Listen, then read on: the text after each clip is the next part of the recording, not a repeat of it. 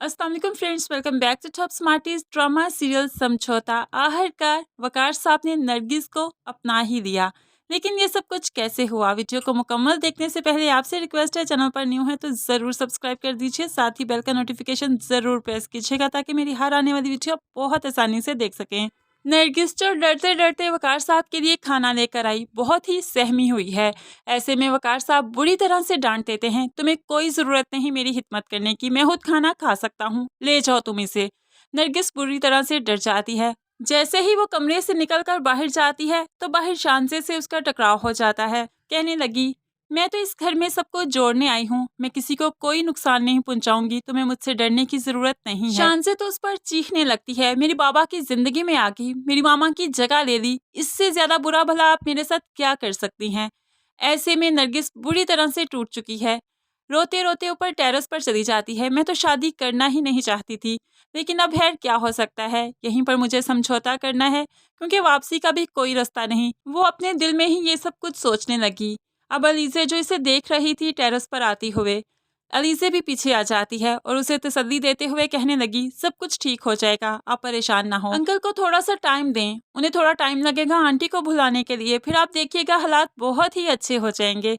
यहाँ पर तो नरगिस की जान में जान आई। क्या हर किसी ने तो मुझे उम्मीद दिलवाई।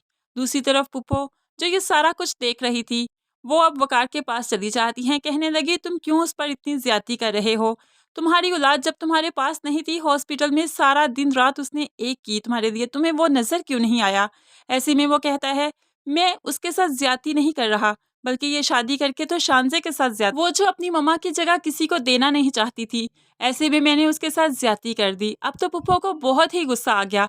कहने लगी, तुम्हारी गर्दन पर किसी ने छुरी नहीं रखी थी कि निकाह पढ़ो, तुम खुद गए थे, निकाह किया था, तो फिर नरगिस के साथ तुम्हारा ऐसा रवैया क्यों है? अब बहन भाई को समझाने लगी, प्यार से भी समझाती है कि तुम्हारी औलाद तो अपने घरों में मगन हो जाएगी, तुम्हारा सहारा, तुम्हारे बुढ़ापे का सहारा तो यही है, तुम इसके साथ ठीक तरह से रहो, शान से भी खुद ही ठीक हो जाएगी। ऐसे में वकार साहब जो काफी समझदार हैं, अब वो भी समझ जाते हैं और अब के बाद तो वो नरगिस से अच्छी तरीके से बात भी करने लगेंगे। इसलिए नरगिस बहुत खुश हो जाती है और अब अच्छे अच्छे कपड़े पहनकर खूब अच्छे से तैयार भी होने लगी है। अब उसके दिन बहुत ही अच्छे गुजर जाते हैं। वकार साहब के पास खड़े होकर उन्हें तसल्ली भी देती है, प्यार से उनके कंधे पर हाथ रखते हुए कहने लगी, बस आप मेरा साथ दें तो मैं यहाँ पर किसी को बिखरने नहीं दूंगी, मैं इस घर को, इस आशियानों को हमेशा समेट कर रखना चाहती हूँ।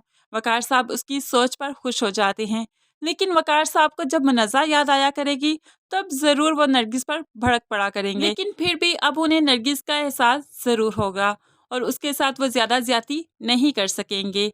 फ्रेंड्स, आपको वकार साहब का ये बदलाव कैसा लगा जरूर कमेंट्स में बताइएगा। वीडियो अच्छी लगी लाइक और शेयर जरूर कीजिएगा, दुआओं में याद रखिएगा, अपना बहुत सारा ख्याल रखिएगा। नई वीडियो तक के लिए अल्लाह हाफिज।